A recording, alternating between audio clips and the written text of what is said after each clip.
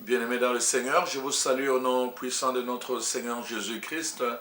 Laissez-moi vous rappeler que Dieu vous aime. Et à cause de cela, justement, il donne sa parole pour que son peuple soit fortifié pour le temps de la fin. Dieu veut que tous les hommes parviennent à la connaissance de la vérité et soient sauvés.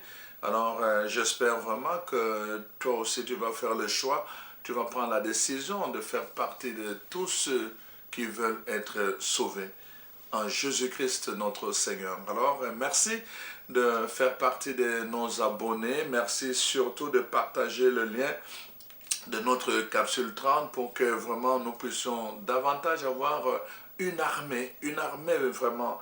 Imaginez-vous que dans chaque famille, dans chaque ville, tout le reste, que nous ayons de guerriers qui élèvent la voix pour prier pour leur famille, pour notre monde, notre ville et tout ça, pour ce temps de la fin, pendant que les gens sont distraits par le manger, par le boire, par le fête, tout ça, on a besoin de gens qui restent en éveil, comme des sentinelles. Alors, soyez bénis, vous qui êtes là, en train de suivre ces enseignements, qui vous préparez à faire partie de cette armée qui se prépare pour le temps de la fin. Alors, mon message d'aujourd'hui concerne les situations difficiles que nous vivons personnellement ou que le monde traverse, comme la pandémie, comme d'autres cataclysmes qui perdurent dans une région ou à travers le monde. Alors, dans ces situations, on peut se poser la question, où est Dieu? Alors, laisse-moi te dire aujourd'hui, et c'est le thème que je vais développer, même si la tempête perdure, Dieu est au contrôle. Même si la tempête perdure, Dieu est au contrôle. Même si ça fait depuis le mois de mars de l'année passée que cette pandémie perdure, Dieu est au contrôle. Laissez-moi vous le répéter, Dieu est au contrôle. Alors c'est important que vraiment nous puissions prendre le temps de comprendre Dieu. Et qui est Dieu? Donc c'est important, Dieu est Dieu. C'est lui le créateur de toutes choses. Il est au commencement de toutes choses. La parole de Dieu commence par cela. Au commencement, Dieu dit. Dieu, au commencement, Dieu. Le Nouveau Testament commence par au commencement, la parole de Dieu était. Donc, nous voyons que Dieu est au commencement de toutes choses. On voit comment Dieu crée les événements, comment il crée les choses, qu'il les place dans le ciel, comment il crée les choses qui sont sur la terre. Et vraiment, son désir, c'est que les choses du ciel et les choses de la terre puissent s'harmoniser, entrer en interaction. Et donc, Dieu opère au niveau du ciel, sur la terre, il compte sur toi, il compte sur nous, les chrétiens. Nous sommes le corps du Christ. Nous avons le temple du Saint-Esprit. C'est à travers nous que Dieu veut agir ici sur la terre. Voilà pourquoi c'est important que nous puissions comprendre comment Dieu opère dans différents événements. Je vous ai dit que dans l'Ancien Testament, Dieu lui-même a dit dans la bouche du prophète que tel événement, c'est moi qui l'ai envoyé. Tel autre événement, c'est moi qui l'ai envoyé. Tout ça, vous avez vu cela, mais vous ne vous êtes pas repentis. Donc, parfois, il va permettre cela pour que le peuple de Dieu se repente. Malheureusement, ce n'est vraiment pas le cas. Mais il y a des innocents dans tout cela. C'est sûr, les innocents souvent payent le prix de coupables. Mais je veux dire à vous qui êtes innocents, à vous qui êtes coupables, Dieu est au contrôle. Vraiment, c'est très très important. Quand Dieu parle, quand Dieu est là, et qu'il est au contrôle des événements, des circonstances, des situations qui tissent notre vie au quotidien, et alors cela donne de l'assurance. Cela donne de l'assurance. Le problème, c'est que les gens ont tendance à s'attarder beaucoup plus sur les choses qu'ils ne comprennent pas, les choses qui ne sont pas là à leur portée, plutôt que de fixer leur regard, leur attention sur ce qui est à leur portée, ce que Dieu dit. Ah, donne-moi vraiment, comment je vais dire, les choses du passé sont passées, les choses du présent m'appartiennent, les choses de l'avenir ne m'appartiennent pas. Je n'ai aucun contrôle sur ce qui va arriver demain. Tout ce que je fais, c'est vraiment me confier, m'abandonner à Dieu en disant, tu es au contrôle parce que tu es le créateur de toutes choses, chers frères et sœurs. La parole de Dieu nous dit dans Deutéronome 29, 29, hein, n'est-ce pas, les choses cachées appartiennent à Dieu. Les choses révélées sont au pouvoir de l'être humain. La partie cachée, qu'est-ce qui va arriver dans un mois après cette épidémie? Nous ne le savons pas.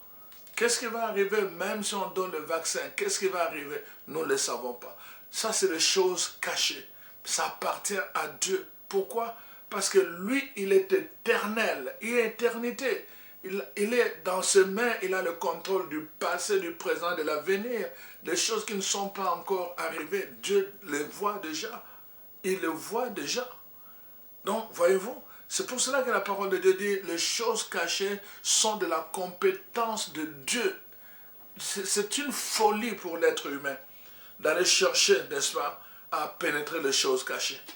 C'est une folie quand les gens vont voir les devins, quand les gens vont voir l'horoscope pour chercher toujours à savoir sur les choses à venir. C'est une folie pour les humains. Mais la parole de Dieu nous dit justement, vouloir contrôler les choses qui nous échappent en pensant que cela va repose de nous, sur notre responsabilité, est la cause de plusieurs souffrances. Il y a des gens qui sont allés voir l'horoscope, qui sont allés interroger les devins pour savoir ce qui est leur avenir et qui ont passé le reste de leur vie dans la dépression, dans le tourment. Parce qu'ils voulaient savoir des choses qui ne conviennent pas. L'être humain n'exerce aucun contrôle sur sa destinée. Ça, même s'il a tendance, n'est-ce pas, à vouloir contrôler, laisse-moi vous dire, Dieu seul est au contrôle. Dieu seul est au contrôle de la marche du monde. Dieu seul est au contrôle. Alors il faut laisser à Dieu, n'est-ce pas, tout le contrôle. Le fait de le faire, quand nous laissons à Dieu tout le contrôle, cela nous libère de toute pression. C'est important.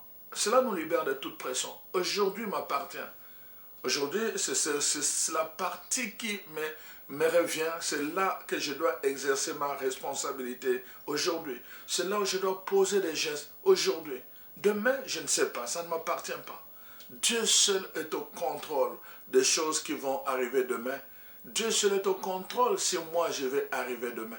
Donc c'est important de laisser Dieu tout contrôler. Parce que, n'est-ce pas, cela nous épargne de toute pression. Et donc, et de toute dépression aussi. Voyez-vous? Parce que Dieu est tout puissant. Parce qu'il est souverain. Parce que le maître du temps et de l'histoire, n'est-ce pas, quand il opère quelque chose, tout ce qu'il détermine arrive. Voyez-vous? Il est le maître du temps. Il peut même permettre, n'est-ce pas? Il peut même permettre à l'ennemi de pouvoir opérer pendant un temps. Dieu aurait pu détruire Satan depuis longtemps, mais il lui a donné le temps. Quand le combat a été mené dans Apocalypse 12, dans le ciel, Satan a été précipité sur la terre. Dieu aurait pu continuer à l'achever, mais il lui a laissé le temps. Dieu peut laisser le temps au mal. Il peut laisser aussi contradictoire et cela puisse apparaître. Il peut laisser le temps à la pandémie. Mais une chose est vraie, Dieu est au contrôle. Et c'est ça mon message d'aujourd'hui. Notre Dieu est au ciel. Il fait tout ce qu'il veut. Psaume 115, verset 3. Le psaume 95, verset 3 toujours dit, l'Éternel est un grand Dieu. Il est un grand roi au-dessus de tous les dieux. Dieu est au contrôle. Il est un grand Dieu. Il est le Tout-Puissant. Il est au ciel. Il fait tout ce qu'il veut. Alors donc, lorsqu'on comprend cela, qu'on comprend que Dieu contrôle tout et qu'il ne faut pas chercher justement à contrôler ce que Dieu contrôle, et chercher à se décider, n'est-ce pas? Alors, à ce moment-là, quand nous comprenons, les choses deviennent faciles. Cependant, même si Dieu contrôle tout, chacun de nous a la responsabilité d'assurer ses fonctions au quotidien, n'est-ce pas? À être véritablement responsable de ses actes et de ses décisions. Pendant que Dieu contrôle tout, comme je vous ai dit, dans l'aujourd'hui, moi je pose des gestes qui sont limités par rapport aux 24 heures que j'ai pour aujourd'hui. Je veux poser des gestes de bonté, de pardon, de réconciliation, les gestes de compassion, tout ça. Je veux me mettre, rechercher la relation avec le Seigneur par la prière, par la méditation de la parole de Dieu. Donc, je fais tout ça, c'est moi qui dois le faire pendant le temps, en Espagne, qui m'est assigné. Donc, le peu de temps que Dieu nous donne, c'est pour que nous puissions acquérir la sagesse de comprendre qu'il y a des choses que nous ne pouvons pas, n'est-ce pas, contrôler. Et acquérir cette sagesse-là, de ne pas vouloir nous inquiéter sur les choses du lendemain. Ça, c'est le contrôle, c'est Dieu qui a le contrôle. Jésus l'a dit dans Matthieu 6, ne vous inquiétez de rien. C'est-à-dire que vous n'êtes même pas capable, n'est-ce pas, de faire tomber vos cheveux. Donc, Dieu seul est capable de les garder. Il nourrit les oiseaux du ciel, il fait, n'est-ce pas, vêtir les fleurs de champ. S'il est capable de le faire, il a le contrôle pour les humains. Même quand les choses paraissent aller mal, ce que j'appelle la tempête dans la vie de quelqu'un. Même quand les choses paraissent aller mal dans le monde, la tempête dans le monde, laissez-moi vous dire encore, Dieu est au contrôle. Cela nous amène d'abord, premièrement, à la confiance et deuxièmement, à l'abandon. Nous apprenons à faire confiance en Dieu et deuxièmement, nous apprenons à nous abandonner à lui. Qu'est-ce que tu peux changer? Qu'est-ce que tu peux changer quand tu n'as même pas la capacité de te donner la permission d'arriver demain? Si Dieu ne renouvelle pas son souffle de vie en toi, qu'est-ce que tu peux changer? Qu'est-ce que tu peux changer? Donc, voici, c'est vraiment confiance en Dieu et abandon à Dieu. C'est vraiment le sens de notre message aujourd'hui. Dieu sait beaucoup de choses, n'est-ce pas? Et les choses que Dieu sait, parfois nous l'ignorons. Et selon son bon vouloir, il leur donne quoi que ce soit qui se révèle. Donc, on ne peut pas changer la volonté de Dieu, n'est-ce pas? La volonté que Dieu a décrétée, on ne peut pas non plus l'influencer. On n'est pas capable. Des choses nous échappent et nous sont cachées parfois dans notre marche vers notre destinée. Et nous devons accepter cette réalité. Nous voyons, et à travers la vie de plusieurs personnes, dans la Bible, nous voyons qu'il y a une partie qui nous est révélée dans notre marche, dans la marche du monde, mais il y a une autre partie qui nous est cachée. Par exemple, l'histoire de Joseph dans l'Ancien Testament. On montre comment Joseph reçoit des rêves, des songes. Dieu lui révèle qu'il sera une étoile et que devant lui, ses frères vont s'agenouiller. Ça, Dieu lui révèle. Il va devenir une étoile. Il va porter une couronne. Et les autres vont, n'est-ce pas, se subjuguer par rapport à lui. Mais Dieu lui a caché le chemin pour atteindre ce niveau de briller comme une étoile. Dieu lui a caché le chemin. Parce que si Dieu lui avait révélé ce chemin, parfois Joseph allait refuser d'aller jusqu'en Égypte. Parce que le chemin ne correspondait pas avec sa destinée. Il allait devenir quelqu'un de grand que les autres allaient, n'est-ce pas, devant qui ils devaient s'incliner. Mais le chemin, c'était l'esclavage. C'était l'esclavage, ça ne correspondait pas avec sa destinée. Alors si Dieu lui avait révélé ce chemin d'esclavage pour devenir un premier ministre, Et il n'allait pas comprendre sur le plan humain, sur le plan de l'intelligence, il allait se dire, mais c'est une folie, ça ne vient pas de Dieu. Voyez-vous, chers frères et sœurs, il y a des choses que dans notre parcours, Dieu va nous révéler, il y a des choses que Dieu ne va pas révéler. Mais même quand Dieu ne révèle pas des choses à travers notre parcours, ça ne signifie pas que Dieu n'a plus le contrôle. Dieu est au contrôle. L'histoire de Joseph le montre, Dieu était au contrôle. Il arrive chez Potiphar, n'est-ce pas? Potiphar l'aime beaucoup à cause de son rendement. Tout ce qui touchait réussissait. Potiphar dit, ça vaut la peine, c'était mon homme de confiance. Lui seul, parmi les esclaves, avait le droit d'entrer dans la maison de Potiphar. Potiphar lui a laissé toute la responsabilité, la gestion de ses affaires. Et pendant que tout allait bien pour Joseph, il aurait souhaité rester là-bas, dans cette position-là. Non, voilà. Une situation arrive qui devait le déplacer de là jusqu'en Égypte. Et toujours encore, il est venu comme un esclave, il a trouvé grâce auprès de Potiphar, et là, il reprend encore le chemin de l'esclavage. Tu peux te dire, mais moi je pensais que Dieu m'avait béni, mais je vois que c'était de courte durée. Dieu avait toujours le contrôle, même quand Joseph reprenait le chemin de l'esclavage, parce que sa destinée devait se réaliser en Égypte. Dieu a le contrôle, chers frères et sœurs. Nous devons comprendre cela, que cette pandémie ne puisse pas nous affoler, nous maintenir dans une incrédulité ou dans un doute, n'est-ce pas? Dieu a le contrôle, chers frères et sœurs. Même si nous ne comprenons pas ce qui arrive, même si nous ne comprenons pas, nous devons cependant marcher et avancer, même si nous ne savons pas à quoi cela va aboutir. Rappelons-nous et disons-le à notre cœur, Dieu a le contrôle. Je ne comprends pas pourquoi cela m'arrive, mais Dieu a le contrôle. Il est au contrôle, chers frères et sœurs. Dieu est au contrôle. Alors, nous devons apprendre, quand nous comprenons que Dieu est au contrôle, nous devons laisser Dieu être Dieu, celui qui mène. Laissons Dieu être Dieu. Voyez-vous, nous n'avons pas à nous inquiéter sur les choses cachées. Cela appartient à Dieu et il est souverain. Ne nous inquiétons pas, ne cherchons pas à résoudre les choses du passé, le lendemain. Qu'est-ce que ça va devenir dans un an? Ça va durer combien de temps cette pandémie? Qu'est-ce que ça va devenir avec le vaccin? Qu'est-ce que ça va donner? On voit par-ci, par-là.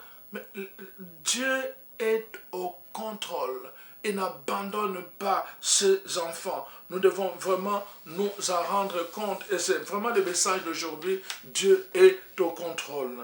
Nous l'avons vu depuis le commencement dans l'Ancien Testament. Rappelez-vous l'histoire de Job. Job, n'est-ce pas, on dit qu'il était un homme juste. Malgré qu'il était un homme juste, il a été frappé durement pendant longtemps. Satan l'a martyrisé.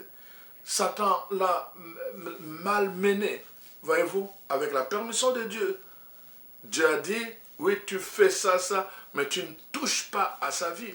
Il est au contrôle. Même quand Satan vient t'attaquer, malmener ta vie, Dieu est au contrôle. Et quand on a vu comment les amis de Job ont commencé à lui demander, il dit, mais comment tu continues à croire en ce Dieu? C'est insensé quand même. C'est insensé de continuer à croire en un Dieu comme ça qui te fait souffrir.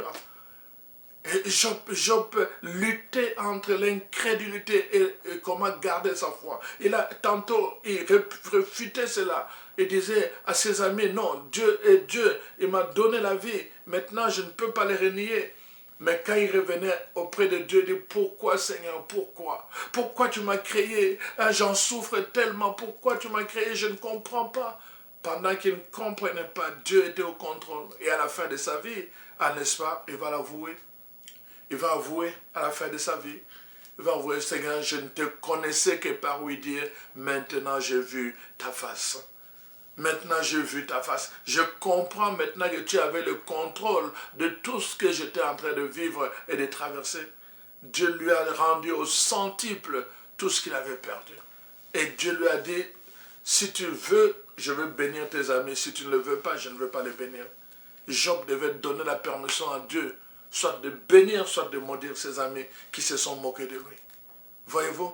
Et l'homme qui était rempli de lèpre était devenu maintenant l'homme que tout le monde voulait voir. Ces filles étaient devenues les plus belles filles du royaume que le roi voulait épouser.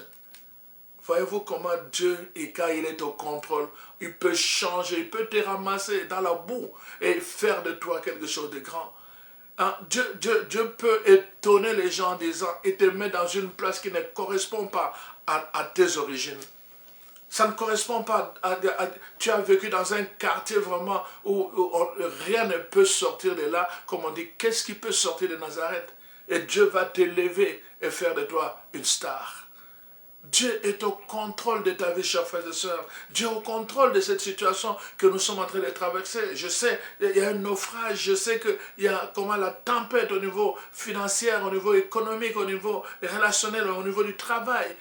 Tout ça, mais n'abandonne pas. Dieu est au contrôle, chers frères et sœurs. Nous savons qu'à l'époque, dans les livres d'Exode, le peuple de Dieu, même après 400 ans d'esclavage en Égypte, même à 400 ans d'esclavage en Égypte, c'est 4 siècles, personne n'aurait pensé qu'il y avait encore une possibilité de salut. Mais Dieu était au contrôle. Et quand le moment fut accompli, il a levé Moïse du milieu de son peuple. Il lui a donné le pouvoir, l'autorité et la mission de libérer ce peuple. Et quand Dieu a décidé, même si Pharaon a dû résister, à la fin, après la 10e plaie d'Égypte, Pharaon était obligé de laisser aller le peuple de Dieu. Dieu est au contrôle. Ce qui compte avec lui, ce n'est pas le commencement, mais c'est comment les affaires terminent. Comment ton histoire va terminer. C'est ça qui est le plus important. C'est pour ça que je te dis, tu peux être dans la poussière, tu peux être né dans une famille pauvre, tu peux vivre dans un pays qui est condamné par tout le monde. Rien ne pourra. Tu peux venir de ce milieu-là. Quand Dieu est au contrôle, il peut te sortir de là, de la poussière, pour te faire asseoir au milieu des grands. Ça, c'est la parole de Dieu qui l'a dit. J'aime Dieu à cause de cela. J'aime Dieu, il confond les gens, il le met dans la confusion, il va te mettre dans une position qui ne correspond pas à, n'est-ce pas, à tes origines. Dieu est au contrôle, chers frères et sœurs, il a été au contrôle. Ce peuple qui était esclave est devenu le peuple par lequel la bénédiction, il a donné à ce peuple une force, aucune armée ne pouvait résister à ce peuple. Dieu était au contrôle. Quand il disait à Moïse, ne crains pas, dis à tout le peuple, ne crains pas. Regardez ces adversaires qui sont bien armés pour la dernière fois. Vous ne les reverrez plus jamais. Et c'est ça qui est arrivé. Tes adversaires, regarde-les pour la dernière fois. Cette pandémie, regarde-le pour la dernière fois. Dieu est au contrôle. Et dit, tu ne le verras plus jamais. Mais c'est quand tu lui appartiens, cette parole s'adresse à toi. Tu dois lui appartenir d'abord pour qu'il soit au contrôle de ta vie, au contrôle de tout ce que tu es en train de vivre. Voyez-vous, la parole de Dieu nous montre, n'est-ce pas, l'histoire des apôtres qui étaient agités, ils étaient sur la mer, des pêcheurs, ils connaissaient la mer, mais ce jour-là, cette nuit-là, ils étaient dans la barque et agités par un vent violent, une tempête. Pendant qu'ils étaient en train de s'agiter, on nous dit comment, n'est-ce pas, Jésus a marché sur les eaux pour venir vers eux. Et il a calmé la tempête. Dieu est au contrôle, même tout ce qui agite ta vie, tout ce qui agite ta famille, tout ce qui agite ton pays, et cette pandémie qui agite le monde entier. Dieu est au contrôle. Jésus peut marcher sur les tempêtes de cette pandémie que les gens appellent Covid-19. Il peut, s'il le veut, et quand il le veut, il le fera. Quand le temps sera accompli, il le fera. Mais il a besoin que ce temps qu'il a permis à cette pandémie d'être relâchée puisse amener plusieurs à la repentance. Que ça puisse amener plusieurs, que leur cœur revienne à Dieu. C'est pour cela que nous devons prier pour que le Seigneur touche le cœur de plusieurs et qu'il prenne le contrôle de cette pandémie. Nous ne prions pas pour la fin des pandémies, voyez-vous. Nous prions pour que le Seigneur touche le cœur. Dieu est au contrôle. Déjà dans l'Ancien Testament, même quand, comment je veux dire, Jonas était jeté dans la mer agitée, la parole de Dieu dit, il était jeté dans la mer agitée et qu'il s'est retrouvé donc pendant 3 jours, n'est-ce pas, dans le sein de gros poissons. Dieu était encore au contrôle. Pendant 3 jours, on ne le voyait pas. On l'a jeté dans la tempête, dans l'eau, une eau tumultueuse. Dieu était au contrôle. Ce poisson est allé là où Dieu voulait avoir Jonas. Il est allé le vomir là-bas. Voyez-vous, Dieu est au contrôle. On peut te faire disparaître dans le monde occulte pendant telle durée. Sache que Dieu est au contrôle. Ceux-là même qui t'ont amené dans cette dimension occulte vont venir te ramener là où Dieu va t'attendre pour que ta vie recommence dans une autre direction. Il est au contrôle. Alors c'est important, mon frère, ma soeur, que vraiment tu prennes conscience de cela. Dans les livres des Actes des Apôtres, vraiment je vous encourage d'aller lire tous ces récits-là. Dans les livres des Actes des Apôtres que je voulais partager avec vous maintenant, vraiment c'est très très intéressant de voir ce que l'apôtre Paul nous raconte comme expérience. Nous savons que Paul est arrêté et puis il est destiné à Rome comme prisonnier. Et voilà qu'on le met dans un bateau. Et alors, dans ce bateau-là, avec d'autres prisonniers, bien sûr, et puis à plusieurs reprises, le temps était mauvais. Paul, inspiré par la parole de Dieu, dit à ceux qui avaient la charge, au matelot, donc la charge de conduire ce bateau, que les temps sont mauvais, vous risquez de perdre et les hommes et toute la cargaison. Mais la Bible dit, ils ont préféré écouter, n'est-ce pas? Voilà, la Bible dit ceci, le centenier écouta les pilotes et les patrons du navire plutôt que les paroles de Paul. Voyez-vous, les gens vont préférer écouter des gens qui ne peuvent pas vous sauver, mais ils ne vont pas écouter. Regardez simplement sur Internet avec les gays. Vous allez voir des jeux pour rire, à des blagues parfois insolites. Vous allez voir combien de personnes, 500 000 personnes qui sont en train de l'écouter. Mais allez voir tout ce qui parle de Dieu. Vous allez voir à peine 20 personnes, 100 personnes, 1000 personnes, 20 000 personnes. Donc c'est vraiment disproportionnel. Les gens sont plus attirés par des choses qui n'ont aucun pouvoir de sauver que par ce qui doit leur apporter le salut, la lumière, le bonheur dans leur vie.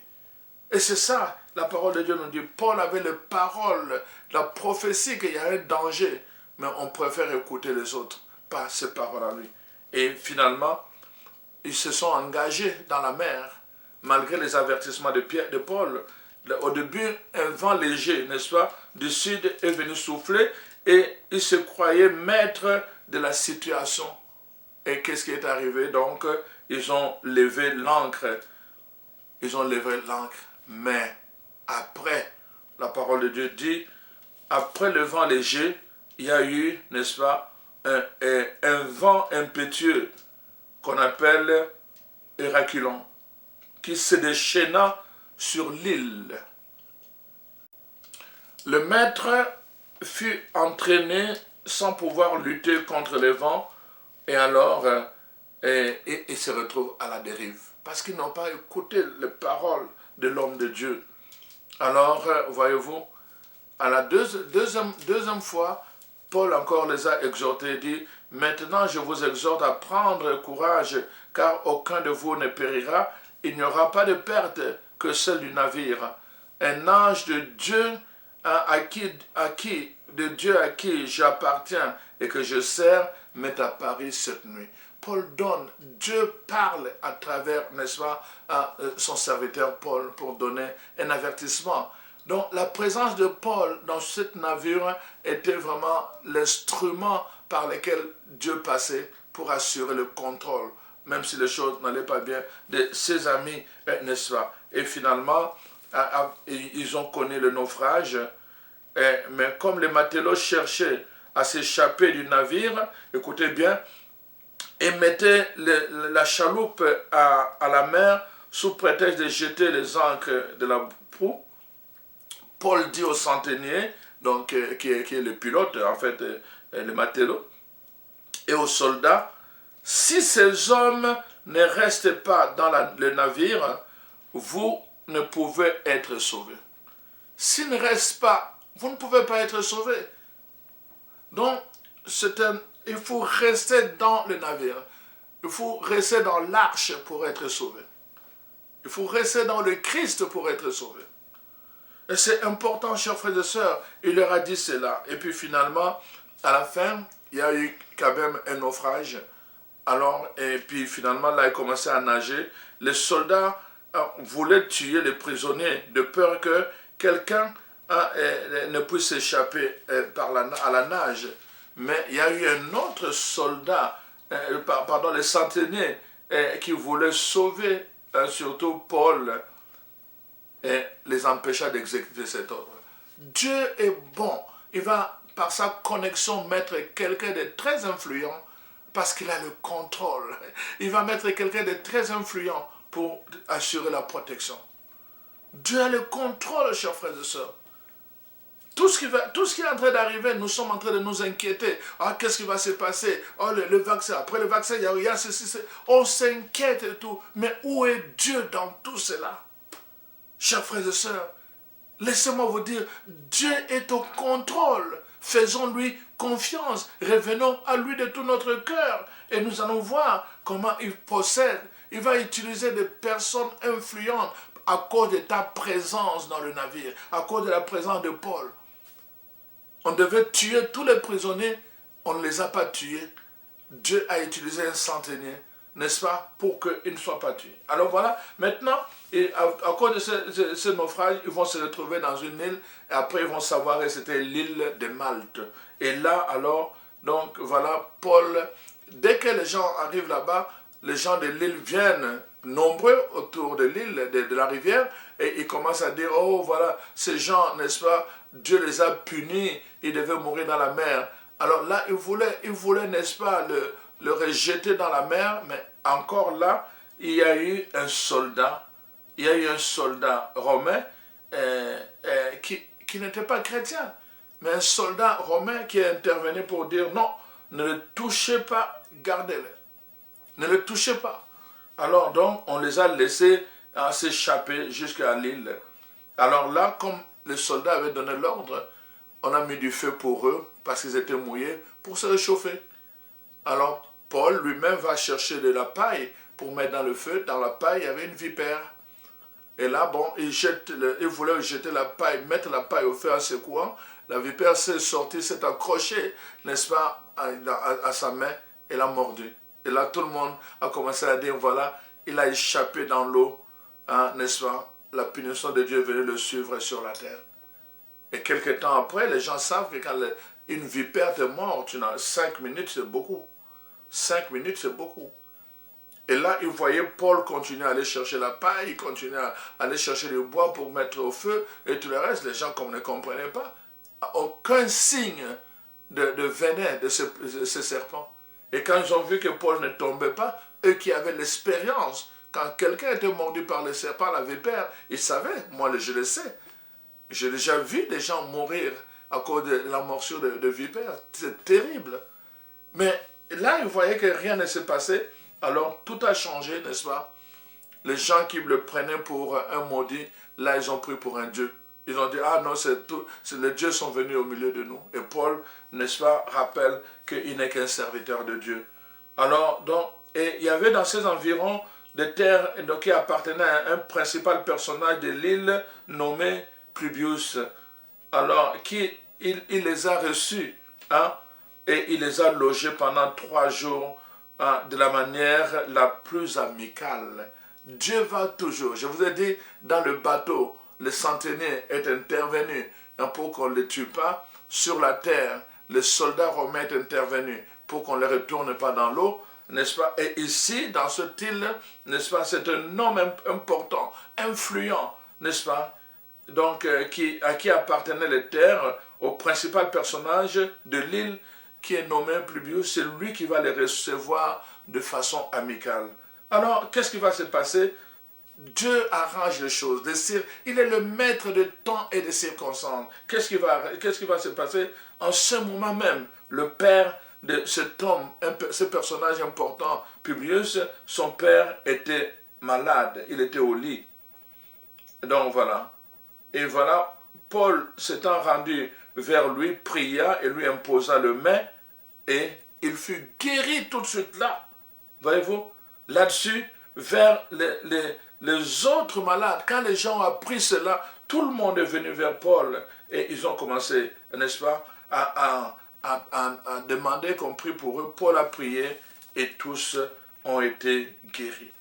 L'histoire termine de cette façon-là, chers frères et sœurs. C'est vraiment intéressant de voir, je suis en train de vous montrer, ils ont connu beaucoup de naufrages.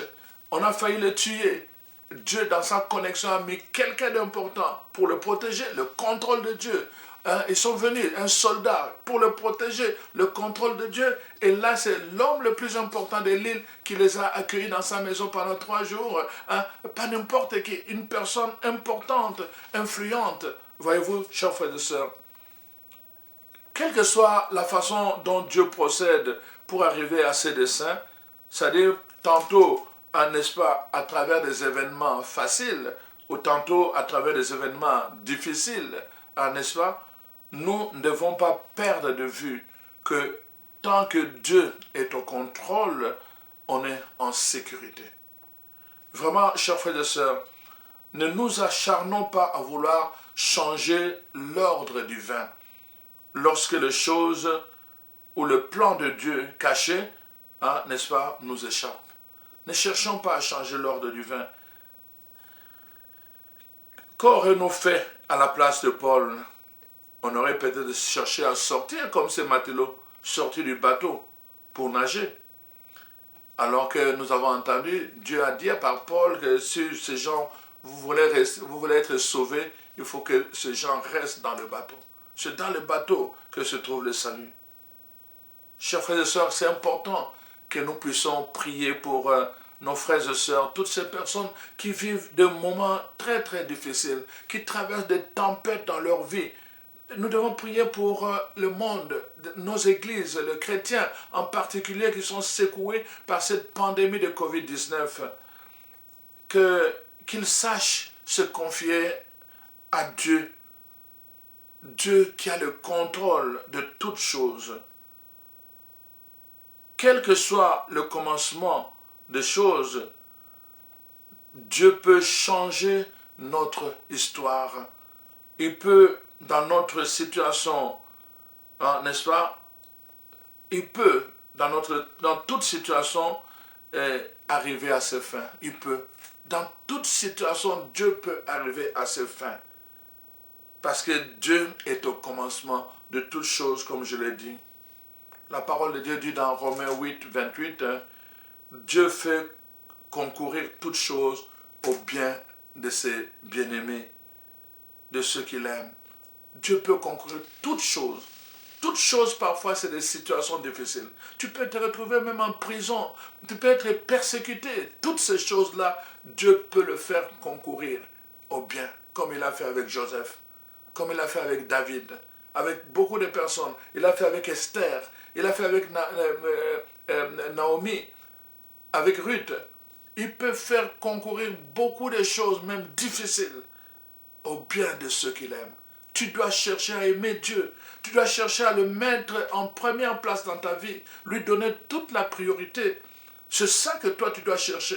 Le reste, Dieu va prendre le contrôle des choses. Dieu va prendre le contrôle des choses, mon frère, ma soeur.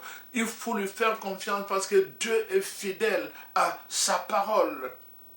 Mais, comme je l'ai dit, Dieu fait concourir toutes choses au bien de ses bien-aimés, mais le moyen qu'il prend pour cela peut nous échapper. Le moyen qu'il prend peut nous échapper. La parole de Dieu dit dans Isaïe 55, verset 8, « Car mes pensées ne sont pas vos pensées, et vos voix ne sont pas mes voix, dit l'Éternel. » Il va utiliser des voix qui ne sont pas les nôtres. Et c'est là que nous avons des problèmes. Alors, je vous invite vraiment à dire la prière de la sérénité. Cette prière où nous demandons que le Seigneur nous donne la sagesse, n'est-ce pas, d'être bien avec les choses qui sont à notre portée, de comprendre que le passé est passé, de bien gérer le présent qui est à notre pouvoir et de ne pas nous préoccuper du lendemain qui ne nous appartient pas. C'est une sagesse que nous avons à demander. Pendant ce temps, particulièrement où nous vivons, nous traversons la pandémie de la Covid, où nous ne savons pas comment ça va aboutir, qu'est-ce qui va arriver après. Tout ce qui va arriver après, moi non plus, je ne sais pas. Tout ce que je peux vous dire, c'est que Dieu est au contrôle de tout. Alors, soyez richement bénis, chers frères et sœurs. Ne l'oubliez pas, Dieu est au contrôle de votre vie.